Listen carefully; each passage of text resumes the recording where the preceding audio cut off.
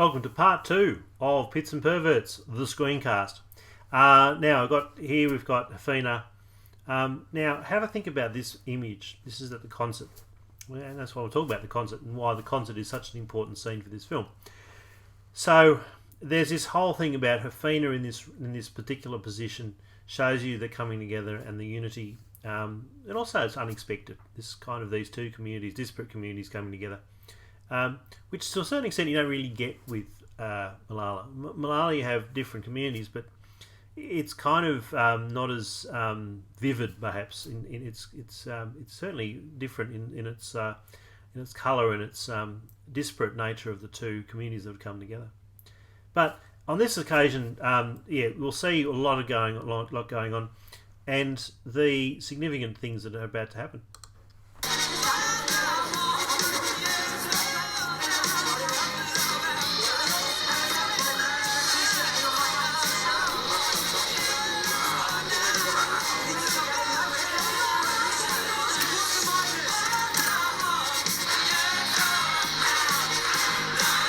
Now, if you think about a Mark moment, this is a really Mark moment. It's one of his best moments in the film.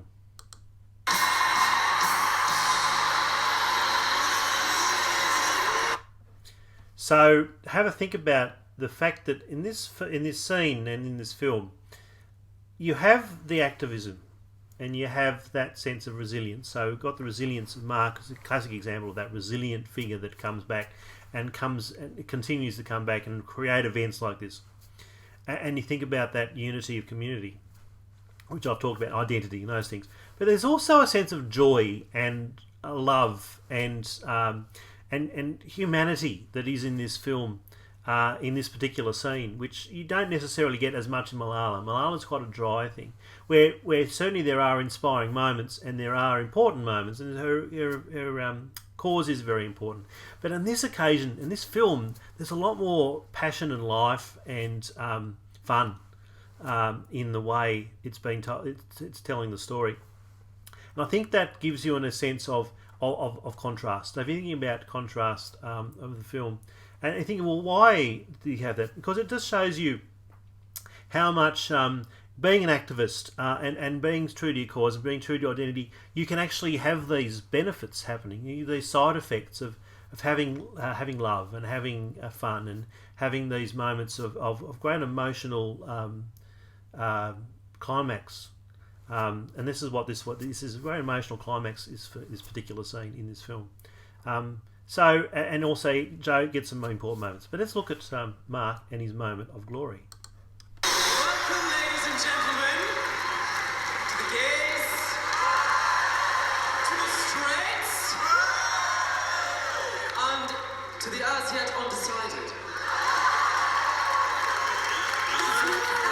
Welcome to the Electric Ballroom, Camden, for this, the first ever Pets and Perverts Benefit Ball!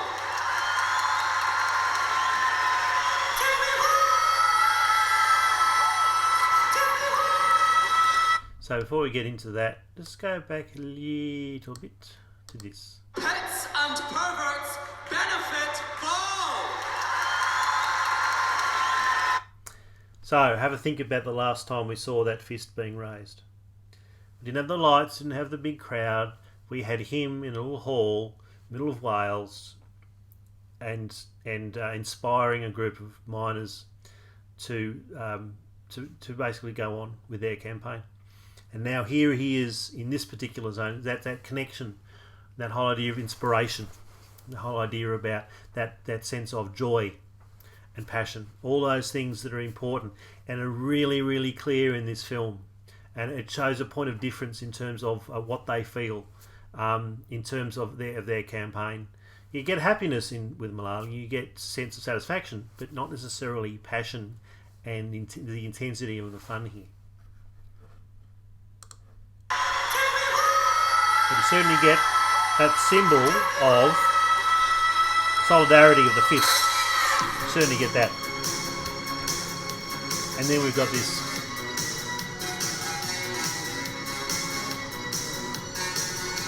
now, if you're a teenager who grew up in the 80s, this scene is very, very popular because the music is so early 80s.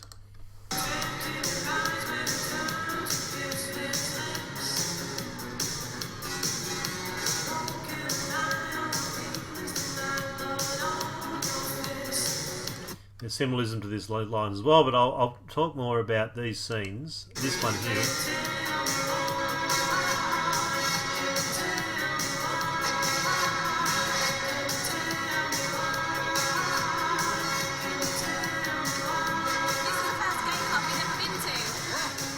As a matter of fact, we're not gay either. We're minors.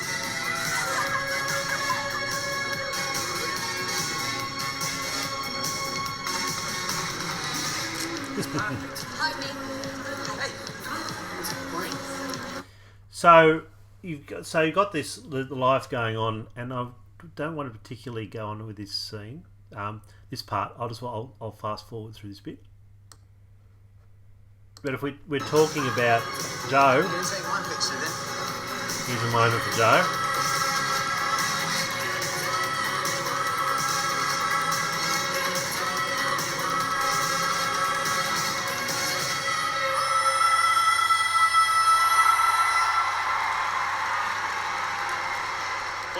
So pause it there. So you've got that sense of joy and happiness, and people, that there's again this whole idea, this film, this scene, is all this idea of the fringe benefits or the unexpected fringe benefits, side effects of this particular occasion and this activism. Incredible to see such a mix of people here tonight. Die. Gay and straight. Can you see what we've done here? So this is one thing you can think about is the two speeches from Die. That sort of edgy, well, he did it very well, the edgy kind of atmosphere and mood of that particular first speech.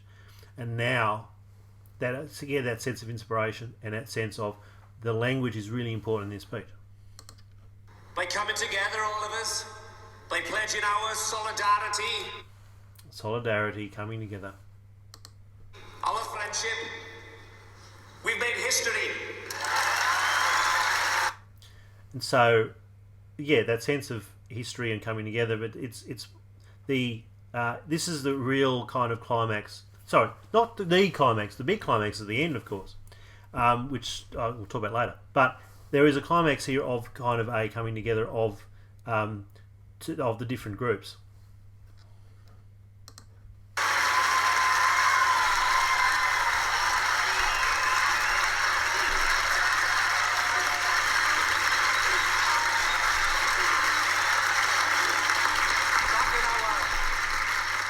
Back in our miners' lodge in Wales, we have a banner.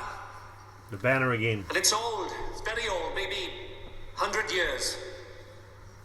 And it's this. Two hands together.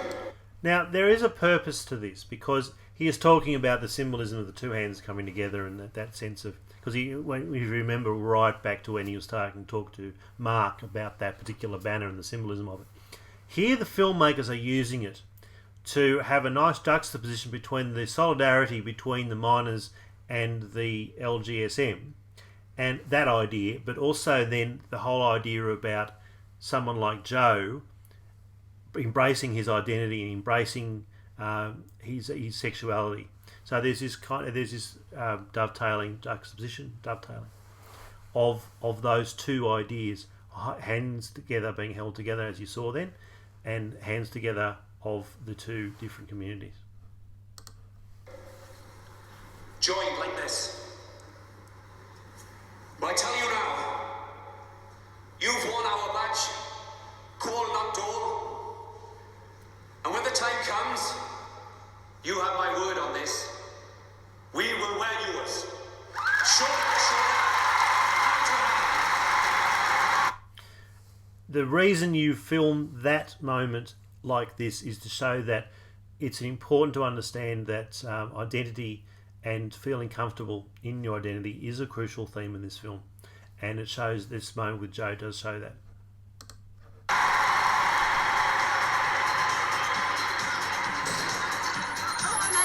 And then you get this great scene, which I'm not going to show you because you can watch it yourself, where they go and have a great time. But that sense of joy that happens, that sense of happiness, and it shows you that there is a real layers of humanity and of real human emotion that you get all the way through Pride. And this scene is a classic example of that.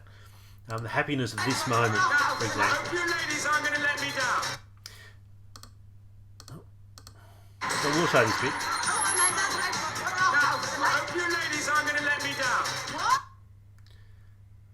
So this is the moment where you get Jonathan, and of course Jonathan is someone who absolutely is happy in his identity and comfortable in his skin, and he's and also the women are showing their joy and willingness to be exposed to all these different things, new things, because they're enjoying it. They love it.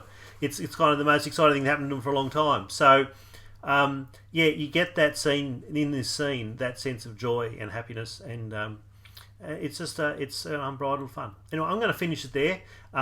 Hopefully, this will help you be able to think about the scenes and answering the questions for the scenes, and you can hopefully see why these scenes are so good. Thanks.